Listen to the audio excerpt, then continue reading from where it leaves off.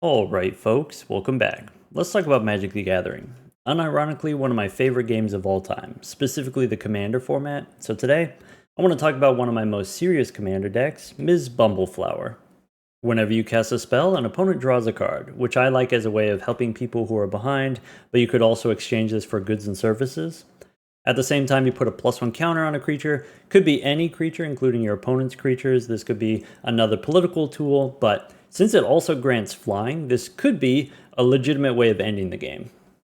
With Commander being a 40 life format, most successful decks will have some way of getting ahead on mana, some way of touching more cards, and something interesting to do with all of those resources.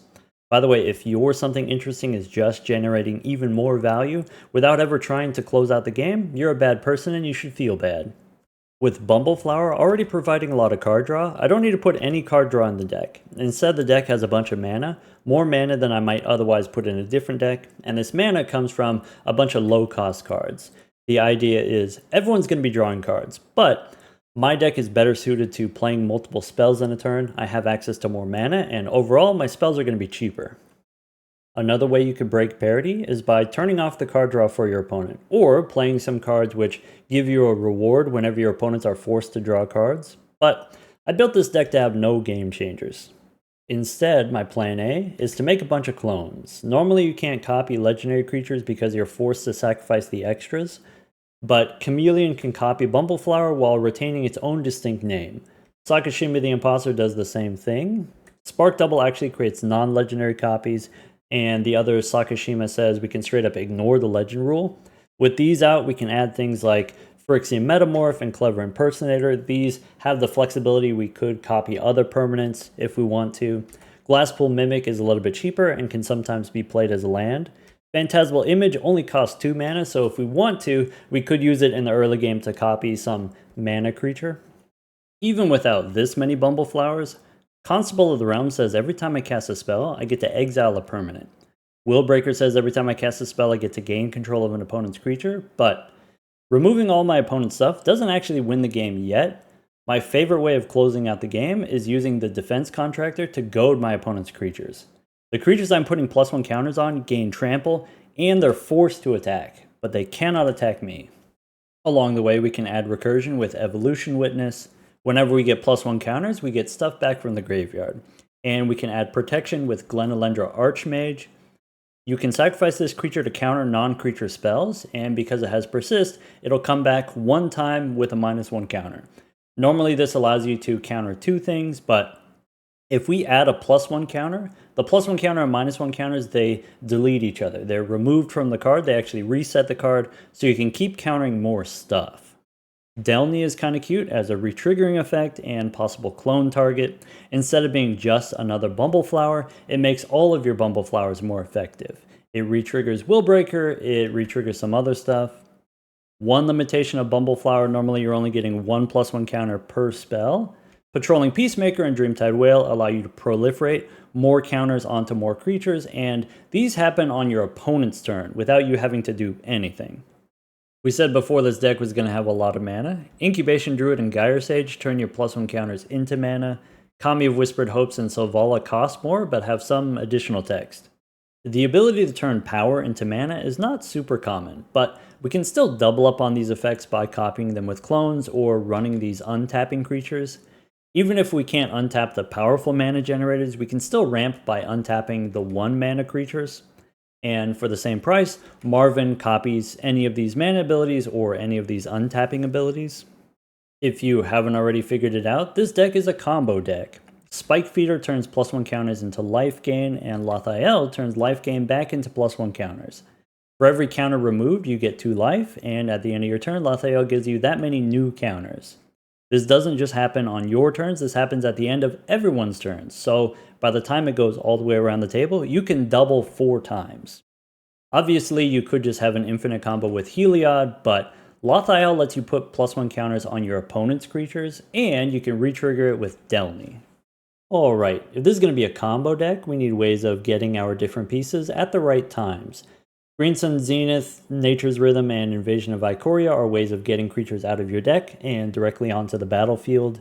For roughly the same mana value, Eladamri's Call and Time of Need have the flexibility of being able to search on one turn and play your creature on the next turn. Finale of Devastation can be a way of winning the game all on its own when you have access to enough mana, and Court of Calling has the benefit of being an instant. You can play it at the end of someone's turn, you can surprise them with your combo pieces. At this point, I think it's legitimate to ask, if Miss Bumbleflower is providing us all this card draw, why do we need all these tutors? Can't we just draw the cards naturally and then play them, instead of spending this extra mana to search through our deck? The problem is there's not that many cards in Magic's history which do the specific things that I want, so the way we get redundancy is with extra tutors. If you are concerned about efficiency, Neoform and Eldritch Evolution do an impression of one of my favorite cards, Birthing Pod. These allow us to cheat on mana cost. Defense of the Heart allows us to search out 2 creatures at the same time, and Pattern of Rebirth has the extra mode you can put it on an opponent's creature if you want to help someone out. Okay, it's time to get nasty. The real workhorse of the deck is Vannifar the Prime Birther. This is the deck you play if you want to win on turn 3 with a $20 budget. As long as you have any mana dork in play, you can tap Vannifar to get a Corridor Monitor. This untaps Vannifar, so we can do it again. Corridor Monitor turns into Village Bellringer, untapping Vannifar and the rest of your creatures.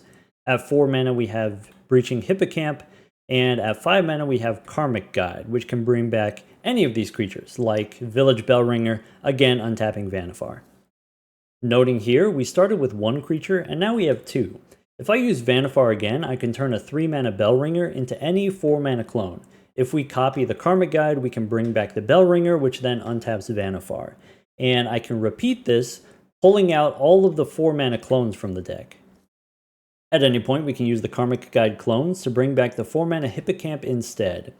Then at 5 mana, we can pull out Yorion, which resets all of the clones. They get exiled and come back at the end of the turn as copies of Ms. Bumbleflower. And as long as we have Sakashima in there somewhere, we don't have to worry about the legend rule.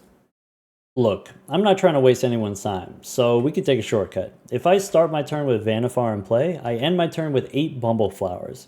You can do whatever you want on your turn, but once it comes back to me, I'm getting 8+1 counters every time I cast a spell. With just 3 spells, I can do lethal commander damage. But wait, there's more. If you're feeling spicy, Karmic Guide upgrades into a 6-mana Sun Titan, which also brings back Bellringer. Sun Titan can be replaced with Emeria Shepherd, which you might want to keep around for your next turn, or you can trade it in for whatever your favorite 8-mana creature is. Every time the Bellringer comes back, it untaps all of your creatures, including your mana creatures, so Bellringer turns into a Karmic Guide brings back the Bellringer, and then produces more mana every time you loop. If you started the turn with one of those untapping creatures in play, you can use it on Vannifar, you can untap it with the Bellringer. Every time the Bellringer comes back, you get to Vannifar twice. You can sacrifice all of your extra bodies and pull out whatever creatures you want. And that's the deck. But before I go, I feel it's important to comment. It's difficult to find people to play with. It would be difficult to find 4 people with exactly the same level of skill, both in deck building and piloting. Instead, you play with the people you have access to. So for me personally, I'm not usually trying to do the most powerful, most efficient thing. I think about this in terms of deck building. There's certain cards I won't add to my decks. And I think about that in terms of piloting this specific deck. When I'm playing with my friends, I'm not trying to deploy all of my cards every time. I will deploy as much as I feel they can handle in that moment. Maybe I only pull out 3 or 4 clones. Maybe I pull out some other interesting creatures rather than combo pieces. Anyway, take care everyone.